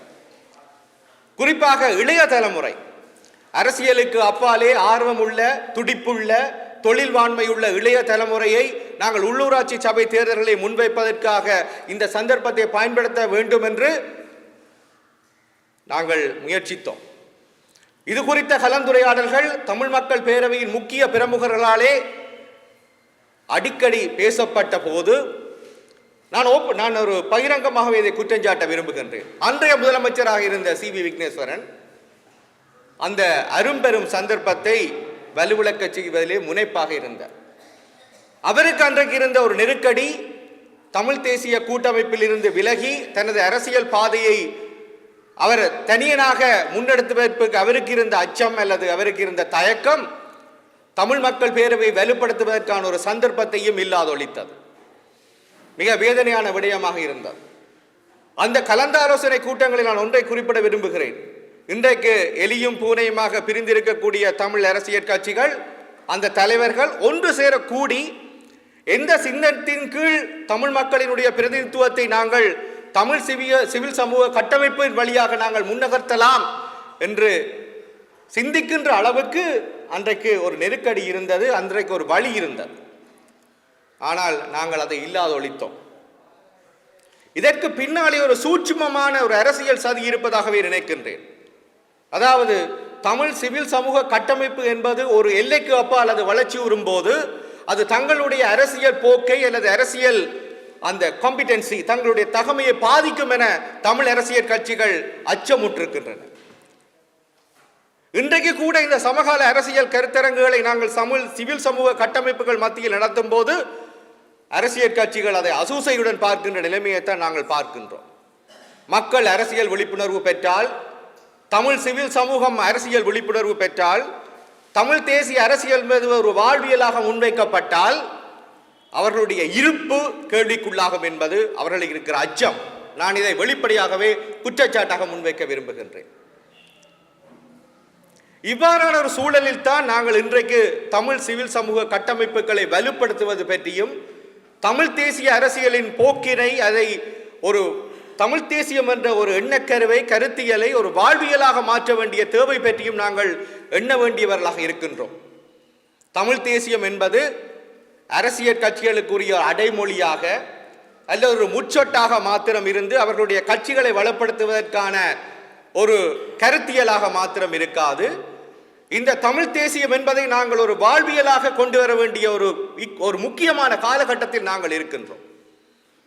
எங்களுடைய வரலாறு, எங்களுடைய கலை, எங்களுடைய பண்பாடு, எங்களுடைய மொழி, எங்களுடைய தோற்றம், எங்களுடைய நடத்தைகள் எல்லாவற்றிலும் தமிழ் தேசியம் எதிரொலிக்க வேண்டிய ஒரு நிலை இன்றைக்கு இருக்கிறது. உண்மையிலே இந்த தமிழ் தேசிய பசுமை இயக்கம், இந்த பசுமை இயக்கத்தினுடைய குறிக்கோள் இவையெல்லாம் தமிழ் தேசியத்தை முன்னிறுத்தி வரும்போது நான் அகமகள் அழ்வடைந்தோம். ஏனென்றால் அரசியலுக்கு அப்பாலே இந்த தமிழ் தேசியம் என்ற எண்ணக்கரு கருத்தியல் எங்களுடைய வாழ்வியலாக மாறும்போதுதான் அது அரசியலையும் உள்ளீர்த்து கொண்டு நகரக்கூடிய ஒரு பெரிய வெளிச்சமாக அது இருக்கும். இல்லாவிட்டால் இன்றைக்கு இருப்பது போல இன்னும் 10 வருடங்களுக்கு பிறகும் தமிழ் தேசிய கூட்டமைப்பில் இருக்கக்கூடிய முச்சொட்டு தமிழ் தேசியமாகவும், தமிழ் தேசிய மக்கள் முன்னணியில் இருக்கக்கூடிய தமிழ் தேசியம் என்ற முச்சொட்டு அந்த கட்சிக்குரிய அடையாளமாகவும், இது ஒரு அரசியல் கருப்பொருளாக மாத்திரமே இருக்கக்கூடிய ஒரு துர்ப்பாக்கிய நிலைக்கு நாங்கள் தள்ளப்படுவோம். நான் நினைக்கின்றேன் இந்த காலகட்டத்தில் புத்திஜீவிகளாக இருக்கக்கூடியவர்கள், இளைஞர்களாக இருக்கக்கூடியவர்கள் எங்களுக்குரிய பாதையை, எங்களுக்குரிய தமிழ் தேசியத்தை நாங்கள் எப்படி எங்களுடைய வாழ்வியலாக உள்ளீர்க்க வேண்டும் என்பதிலே மிக கவனமாக இருக்க வேண்டும். அவ்வாறு உள்ளீர்க்கப்படும் போதுதான் அது நீண்ட காலம் நிலைத்திருக்கக்கூடிய ஒரு அரசியல் வழிமுறையாக அது வலுப்பர். இல்லாவிட்டால் அதை யாரோ ஹைஜாக் பண்ணி கொண்டு போகிற ஒரு அரசியல் எண்ணக்கருவாக மாத்திரம்தான் இருக்கும். நான் நினைக்கின்றேன் இன்றைக்கு நீங்கள் ஒரு 20 வயதிற்கு உட்பட்ட அல்லது 25 வயதிற்கு உட்பட்ட எந்த ஒரு இளைஞனை அணுகியும் தமிழ் தேசியம் பற்றி அவர்களுடைய புரிதலை கேட்டு பாருங்கள். அவர்களுக்கு தமிழ் தேசியம் என்றாலே என்னவென்று தெரியுமா என்று கேட்டு பாருங்கள். அவர்களை பொறுத்தவரையில் அது ஒரு அரசியல் எண்ணக்கருவாக மாத்திரம்தான் அவர்களுக்கு தோற்றம் அளிக்கிறது. இது எங்களுடைய ஒரு பரிதாபகரமான நிலை. ஒரு நீண்ட விடுதலை போராட்டம் தமிழ் தேசியத்தின் பால் தான் எழுந்தது. தமிழ் தேசியத்தின் அடிப்படையிலான தாயக கோரிக்கை தான் இங்கு அடிப்படையாக இருந்தது. தமிழ் தேசியம் தான் எல்லாவற்றையும் வழி செலுத்துவதாக இருந்தது. ஆனால் நாங்கள் இதை அரசியல் எண்ணக்கருவாக மாத்திரம் நாங்கள் நோக்குகின்ற ஒரு பரிதாபகரமான நிலையிலே நாங்கள் இருக்கின்றோம். உண்மையில் தமிழ் மக்கள் பேரவையைப் போல ஒரு சிவில் சமூக கட்டமைப்பு ஒன்று உருவாக்கப்படுவதற்கான பல முயற்சிகள் இற்றைவரையும் நடந்து கொண்டுதான் இருக்கின்றன.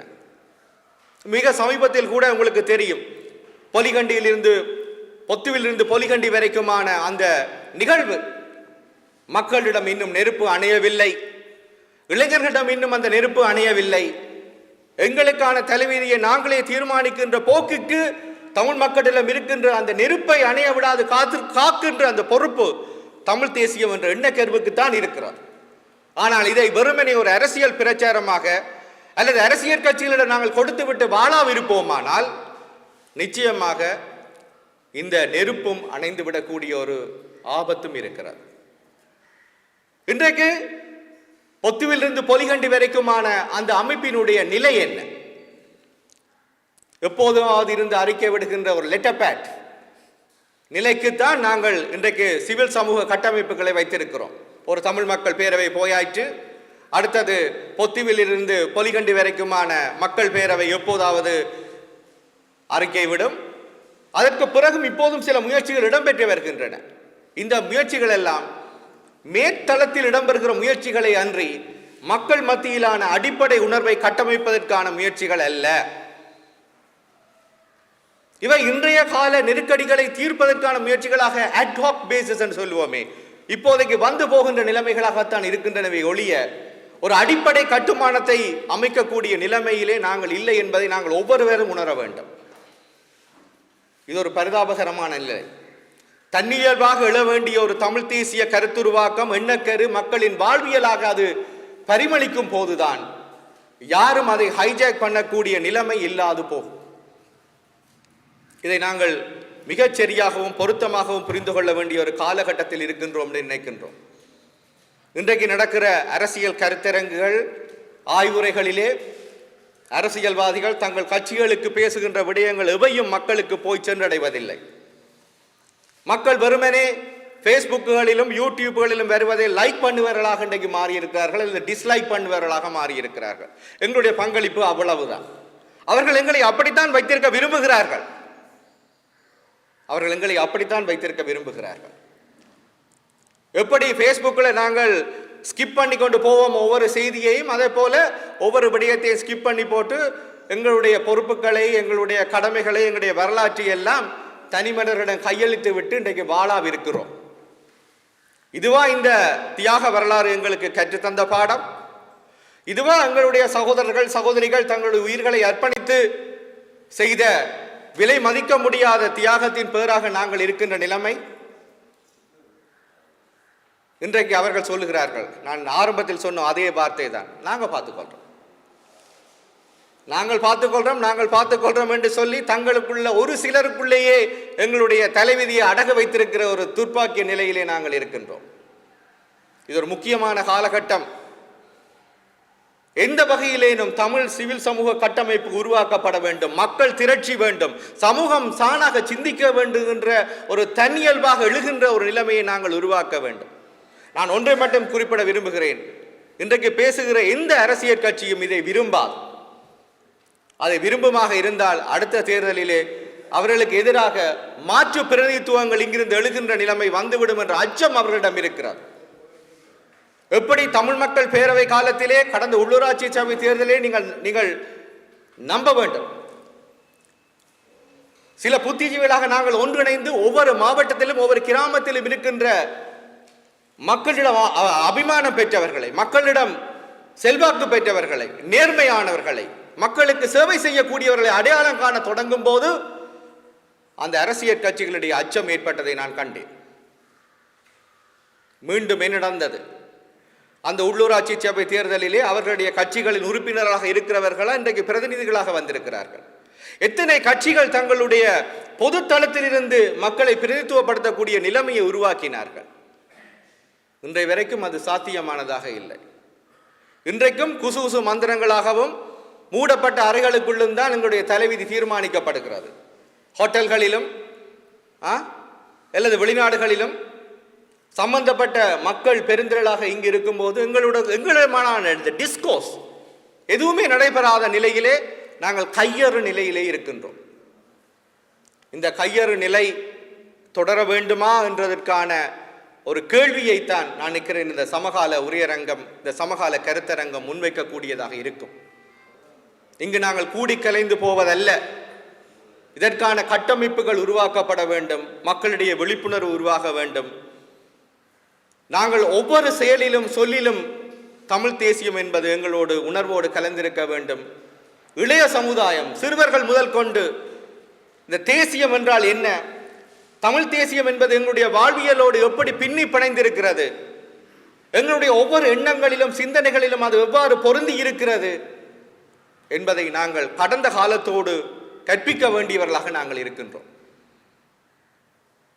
தயவு செய்து நாங்கள் இனிமேலும் பார்வையாளராக இருக்க வேண்டுமா என்பதை தீர்மானிக்கின்ற ஒரு வரலாற்று காலகட்டம் இது. தனிமனிதர்களிடம் எங்களுடைய தலைவிதியை அடகு வைத்திருக்க வேண்டிய நிலைமையை தவிர்த்து எப்படியாக நாங்கள் எங்களுடைய முழு திரட்சியுடனான மக்களினுடைய எதிர்பார்ப்புகளை பிரதிபலிக்கக்கூடிய அரசியல் பிரதிநிதித்துவத்தை உருவாக்க வேண்டும் என்ற சிந்தனை வயப்பட வேண்டிய காலகட்டம் இது. சில பேர் சொல்லலாம், தமிழ் சிவில் சமூக கட்டமைப்பு என்பது ஒரு அரசியல் சக்தியாக எழ வேண்டுமா என்று. நிச்சயமாக நான் நினைக்கின்றேன் அது எழ வேண்டும், அது காலத்தின் கட்டாயம். வெறுமனே முழு நேர அரசியல் கட்சிகளின் உறுப்பினர்களாக இருப்பவர்களை பிரதிநிதிகளாக தெரிவு செய்வதை விடுத்து மக்களிடமிருந்து நேர்மையானவர்களாக, மக்களுக்கு சேவையாற்றக்கூடியவர்களாக, அடுத்த தலைமுறைக்கு இந்த நெருப்பை கடத்தக்கூடியவர்களாக இருக்கக்கூடியவர்களை அடையாளம் கண்டு நாங்கள் எங்கள் பிரதிநிதிகளாக முன்வைக்க வேண்டிய ஒரு நிலைமை உருவாக வேண்டும். இந்த அரசியல் கட்சிகளுக்கு எல்லாம் மாற்றாக நாங்கள் ஒரு தளத்தை உருவாக்க வேண்டும். அதற்கு நாங்கள் என்ன செய்ய போகின்றோம்? இந்த திறந்த வினாவுடன் எனது சிற்றுரையை முடித்துக் கொள்கின்றேன். நன்றி.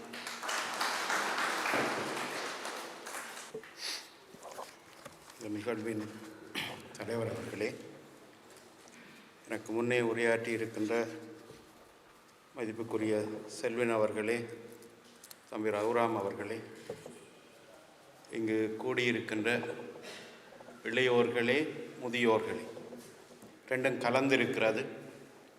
அது அங்கர்நேஷனுக்கே உரிய ஒரு பண்பென்று நான் நினைக்கிறேன். ஒரு அணியை உருவாக்குவதில் அல்லது ஒரு அரங்குகளை நிரப்புவதில் அவருக்கு ஒரு தனியான ஒரு வல்லமை, அதுக்கு பின்னால் அவர் நடுற மரங்கள் தான் காரணம். உங்களை பார்க்கும்போது எனக்கு அந்த நிழல்கள் போல் எனக்கு தெரிகிறது. உண்மையில் ஒரு மகிழ்ச்சியான ஒரு பொழுது. பேராசிரியர் கோபாலன் சார் இருக்கிறார் மேடையில், அரங்கில். நான் நினைக்கிறேன் என்னுடைய நண்பர்கள் நிறைய பேர் இதில் இருக்கிறீர்கள். உங்கள் அனைவருக்கும் இந்த நேர வணக்கத்தை கூறி, செல்வின் விட்டு சென்ற அல்லது முதன்மைப்படுத்திய, அதே போன்று ரகுராம் கூறி சென்ற விடயங்களில் எனக்கு அதீத உடன்பாடு உண்டு என்பதை, அதுவும் குறிப்பாக செல்வன் குறிப்பிட்ட அரசியல் என்பது ஒரு வலு, சரியானது. அந்த வலுவை முன்னெடுப்பதற்கு வலுவானவர்கள் இல்லை. அது அந்த துயரம். வலுவான கூட்டம் இல்லை. பிதற்றுகிறார்கள், பொய் சொல்லுகிறார்கள், ஏமாற்றுகிறார்கள், வெளிப்படையாக தெரிகிறது. ஒரு அரங்கில் ஒரு அரசியல்வாதி பேசுகிறார், இதுக்கெல்லாம் அறிவு தேவையில்லை. நீங்களை பார்த்திருப்பீர்கள், நீங்களை கேட்டிருப்பீர்கள் திரும்ப திரும்ப. இதுக்கெல்லாம் அரசியல் தேவை, அறிவு தேவையில்லை. எனக்கு தெரியவில்லை. உலகம் அறிவால் ஆளப்படுகிறது, உலகம் அறிவால் இயக்கப்படுகிறது. அந்த அறிவுக்குள்ளே தான் சிறிய சிறிய தேசிய இனங்கள் தங்களுடைய இருப்பை உத்தரவாதப்படுத்துகிறது. இந்த எண்ணங்களை கூட சேர்க்காதவர்கள் எங்களுக்கும் உங்களுக்கும் செல்வன் சொன்னது போல கட்சி தலைவர்களாக இருக்க முடியுமா? செல்வன் அடிக்கடி சொல்கிற வார்த்தைகள் அப்படியே பதிவு செய்யுது எனக்கு. மண் மக்கள் மாண்மியம் போச்சு, எல்லாம் முடிஞ்சுது. அன்றைய சொன்ன வார்த்தை இன்றைக்கு இல்லை, எனக்கு தினம் இதுதான் தேசியம். ரகுராம் சொன்னது, இது ஒரு வாழ்வியலாக்க வேண்டும் என்பதுதான். நான் நினைக்கிறேன் வாழ்வியலாகத்தான் நாங்கள் இருக்கிறோம். நீங்கள் எல்லோரும் இந்த வாழ்வியலோடு இருக்கிறீர்கள், யாரும் ஆக்க தேவையில்லை. ஆனால் அந்த வாழ்வியலை ஒரு அரசியல் வலுவானதாக ஆக்குவதற்கு எங்களுக்கு இல்லை என்ற துயரம்தான் இந்த அரங்கில் எனக்கு நிற்கின்ற போது தோன்றுகிறது. பரவாயில்லை, நான் என்னுடைய விடயத்துக்கே வருகிறேன். நான் இவர்களுடைய எண்ணங்களை விடுத்து, எனக்கு எங்கர்நேசன் ஒரு தெரியான ஒரு இடத்தை எனக்கு தந்திருக்கிறேன்.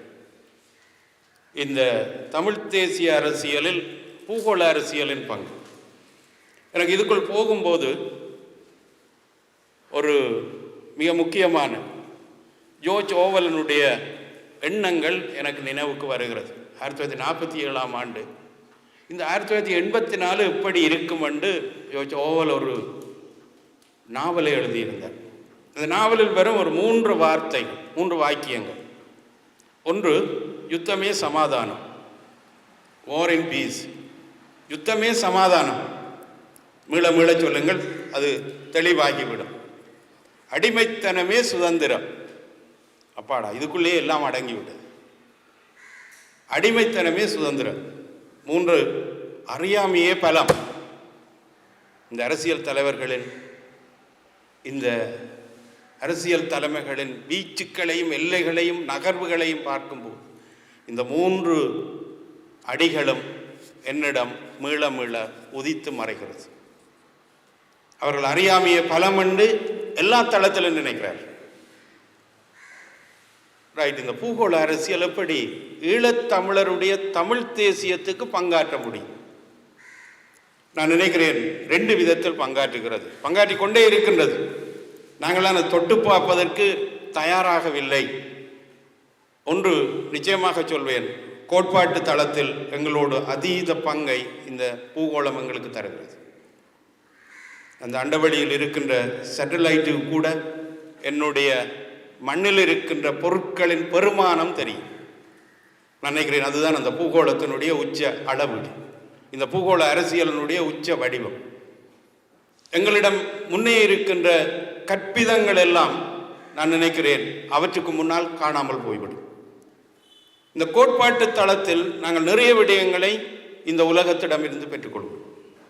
இந்த பூகோளம் எங்களுக்கான ஒரு இருப்பை தருவதற்கு, அல்ல ஒரு தேசியம், ஒரு தேசியத்தினுடைய இருப்பு குறித்துடைய எண்ணங்களை அது முதன்மைப்படுத்துவதற்கு அது ஆற்றுகிற பங்கு எல்லையற்றது.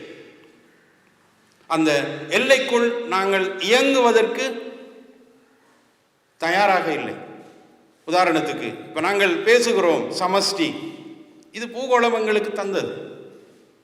பூகோளத்தினுடைய வார்த்தைகளால் உலகம் தன்னுடைய முரண்பாடுகளை தீர்த்து கொள்வதற்கு உருவாக்கி கொண்டது. தனக்கு நெருக்கடி வருகின்ற போது ஒரு தீர்வை அது தேடுகிறது. நான் குறிப்பிடுவேன், இந்திய பிரதமர் நரேந்திர மோடி அவர்கள் பாராளுமன்றத்தில், இலங்கை பாராளுமன்றத்தில் பேசுகிற போது கூட்டுறவு சமஷ்டி என்ற ஒரு வார்த்தை சொல்லிவிட்டு சென்றார். ஒரு பந்தி வரையறுத்திருக்கிறார். நான் நினைக்கிறேன், அவர் நரேந்திர மோடி யாழ்ப்பாணத்துக்கு வருகின்ற போது பிரதமர் அவர்கள், ஐங்கரநேசன் அவர்களும் விக்னேஸ்வரன் அவர்களும்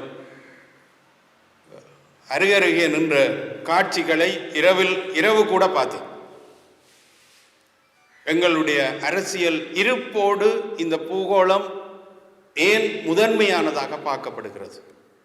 அவ்வாறு பார்க்கப்படுவதற்கு பின்னால் இந்த பூகோளத்தில் இருக்கின்ற ரம்மியமான, ஏற்றுக்கொள்ளக்கூடிய நியாயமான விடயங்கள் தான் அவற்றினுடைய இருப்பை உத்தரவாதப்படுத்துகிற அம்சம்.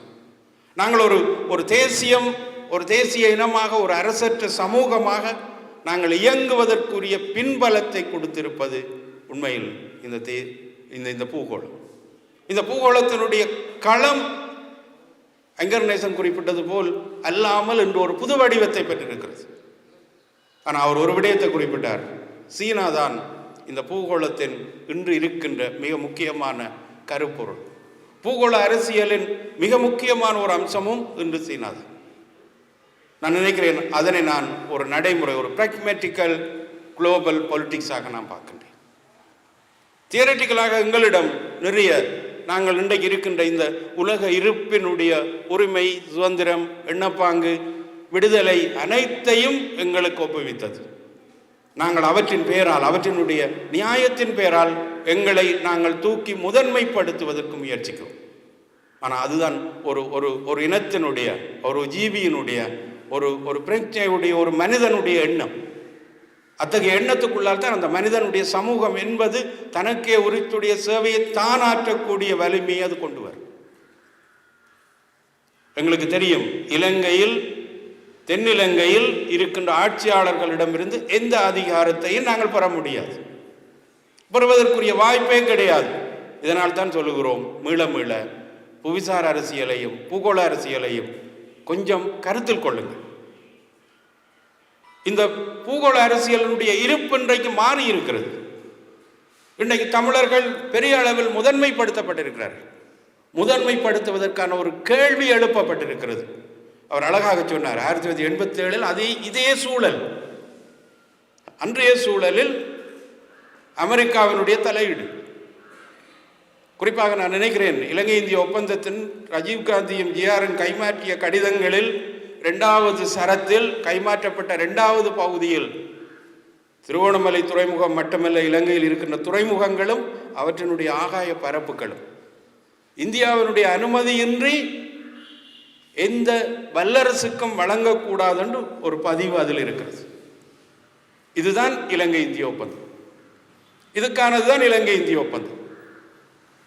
எனக்கு புரியவில்லை, 13 முழுமையாக அமுல்படுத்துவதும் இலங்கை இந்திய ஒப்பந்தத்தை முழுமையாக அமுல்படுத்துவதும் என்னப்பா பொருள் விளக்கம்?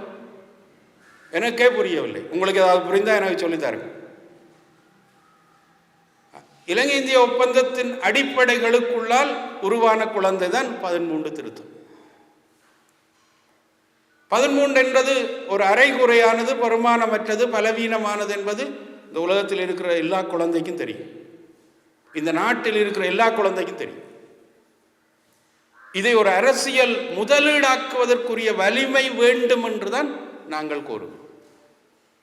இந்தியர்களை நிராகரித்து, இந்தியர்களுக்கு எதிராக நாங்கள் சில அணுகுமுறைகளை செய்து நாங்கள் எத்தகைய நிலையை அடைந்திருக்கிறோம் என்பதை புரிந்து கொண்டு செயல்படும். அதுக்காக போய் அடிமையாக இருக்காதீர்கள், கூலியாக வாழாதீர்கள். கூலியாக இருக்க வேண்டிய அவசியப்பாடு கூட இல்லை. ஆனால் இன்று நான் நினைக்கிறேன், அவர்கள் ஒரு அந்தஸ்து கொடுப்பதற்கு அவர்கள் முயற்சிக்கிறார். அந்த அந்தஸ்து குறித்துடைய ஒரு அடிப்படை சீனாவின் இருப்பை எப்படி கையாளும், சீனாவை இலங்கையில் இருந்தபடி இது தனியே இந்தியர்களுக்கு மட்டும் உரிய விடயம் கிடையாது. இது இன்றைக்கு பூகோள அரசியலுக்குரிய விடயம். இந்த பூகோள அரசியலில் ஒரு பாத்திரம் இந்தியா, புவிசார் அரசியல் ஒரு பாத்திரம் இந்தியா. நான் நினைக்கிறேன், இரட்டை நிலையில் அல்லது இரட்டை ஸ்டாண்ட் எடுத்திருக்கிறது இன்றைக்கு இந்த உலக ஒழுங்கில் இந்தியா. இந்தியாவை கையாளுதல் அல்லது இந்தியாவோடு உரையாடுதல், இந்தியா சார்ந்து சில விடயங்களை நகர்த்துதல் என்பது. ஏனென்றால் 87 காலம் இப்போது இருக்கிறது. அந்த 87 காலத்துக்கு நிகரான ஒரு சூழல் ஒன்று இலங்கையில் எழுச்சி பெற்றிருக்கிறது.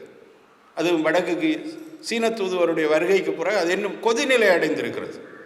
இந்த கொதிநிலைக்குரிய இந்த காலப்பகுதி ஒரு ஆரோக்கியமானது.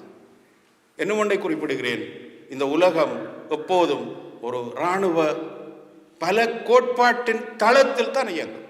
அதன் பூகோள அரசியலுடைய இருப்பு, அதன் பூகோள அரசியலுடைய ரியாலிசம், பூகோள அரசியலுடைய யதார்த்தம் என்பது, யதார்த்தவாதம் என்பது ஒரு பல கோட்பாடு தான். அந்த பல கோட்பாட்டின் தளத்தில் இன்றைக்கு இந்தியர்கள், ஜப்பானியர்கள், அமெரிக்கர்கள், ஆஸ்திரேலியர்கள், ஐரோப்பியர்கள் ஒரு கூட்டுக்குள் இருக்கிறார்கள். 2ஆம் உலக யுத்தத்துக்கு முன்னரும் சரி பின்னரும் சரி நீங்களே பார்த்திருப்பீர்கள், இன்றைக்கு உலகம் ஒரு கூட்டின் பலத்தில், ஒரு கலெக்டிவ் செக்யூரிட்டி, அதுதான் அதனுடைய அடிப்படை. கூட்டு பாதுகாப்பினுடைய பலத்தில் தான் இந்த உலகம் இயங்குகிறது. சீனாவும் ரஷ்யாவும் வைத்திருக்கின்ற ஒரு கூட்டு பாதுகாப்பு குறித்துடைய பலம் கிடையாது. அவர்களுக்குள்ளே நிறைய முரண்பாடுகளும் மோதல்களும் மேற்கு தோற்கடித்த பிற்பாடு ஏற்படும். அவை நிச்சயம் இந்த மேற்கினுடைய குழுமம் என்பது அல்லது மேற்கினுடைய அடையாளம் என்பதில் இந்தியர்கள் இப்போது ஒரு அங்கம், மிக பிரதானமான அங்கம். அது மட்டுமில்லை, 10ஆம் நூற்றாண்டில் சோழர்கள் அமைத்த இந்தோ பசிபிக் திட்டத்தை இப்போது அங்கிருந்து கொண்டு வருகிறார்கள் அமெரிக்கர்கள், ஆஸ்திரேலியர்கள். இப்போது அவர்கள் அந்த திட்டத்தை மீள அமைக்க அவர்கள் முயற்சித்து அதுக்குரிய திட்டமிடல் 2007 ஜப்பானியர்கள் இந்தியர்களோடு உரையாடி, பின்னர் இந்தியர்கள் அமெரிக்கர்களோடு உரையாடி அது இப்போது ஒரு முழுமை வடிவத்தை, ஒரு கவுண்டர் சீன பொலிட்டிக்ஸாக மாறி இருக்கின்றது. சீனாவினுடைய உலக இருப்பை எப்படி தோற்கடிப்பது என்பதற்கான உபாயங்களை அவர்கள் வகுத்து விட்டார்கள். அதில் ஒன்றுதான் இந்த குளோபல் கேட்வே. அதுக்கென்று தனியான நிதி ஒதுக்கி உலகத்தில் சீனாவினுடைய உள்கட்டமைப்புகளை அத்தனையும் தோற்கடிப்பதற்கு ஐரோப்பிய யூனியன் திட்டமிட்டிருக்கின்றது. ஆகவே இந்த குளோபல் அரங்கம் என்பது ஒரு புது வடிவத்துக்குள்ளும் புது நியமத்துக்குள்ளும் நுழைகிறது. ஆனால் அதனுடைய நுழைவின் அடிப்படை இராணுவ பல கோட்பாடு. உலகம் முழுவதும் இந்த ரியலிச கன்செப்ட் கூடாகவே முள்ளிவாய்க்காலினுடைய தோல்வியும் ரியலிசம் கன்செப்டினுடைய தோல்விதான். அந்த கன்செப்டினுடைய ஆதிக்கம் பெற்ற சக்திகள் உருவாக்கி கொண்ட தளத்தில் தான் ஈழத்தமிழர்களுடைய தோல்வி நிகழ்ந்தது. அது இந்த லிபரல் எக்கனாமிக்கல், லிபரல் டெமோக்ராட்டிக் எக்ஸ்போசரை வெளியே கொண்டு வந்ததன் ஊடாக அது ஏற்படுத்தி இருந்த ஒரு மாய தோற்றத்தின் வடிவம் தான் அது. நிச்சயமாக அதில் மேற்கு நாட்டவர்கள் தோல்வி அடைந்தே போனார்கள். அவர்கள் மீள ஒரு முயற்சி எடுக்கிறார்கள். இப்போது அந்த முயற்சியினுடைய தோல்வியா வெற்றியா என்பதை தீர்மானிப்பதில் ஈழத்தமிழர்களுக்கும் ஈழத்தமிழருடைய அரசியலுக்கும் பங்கிருக்கிறது. அத்தகைய பங்கை நோக்கி பயணிக்க வேண்டிய ஒரு தேவைப்பாடு ஈழத்தமிழர்களுடைய அரசியல் தலைமைக்கு உண்டு. அத்தகைய தலைமை தனக்குறித்துடைய நியமங்களை இந்த காலப்பகுதியில் ஒரு புத்திபூர்வமாக ஒரு அரசியல் உரையாடலோடு இந்த மக்களுடைய உண்மையான எண்ணங்களின் பிரதிபலிப்போடு, அதுதான் தேசியம், அதுதான் தேசியவாதம். மக்கள் உலகத்தில் உள்ள எந்த மூலையிலும் இருக்கின்ற தேசங்களின் அடிப்படை எண்ணம் தன்னுடைய தேசிய நலன்.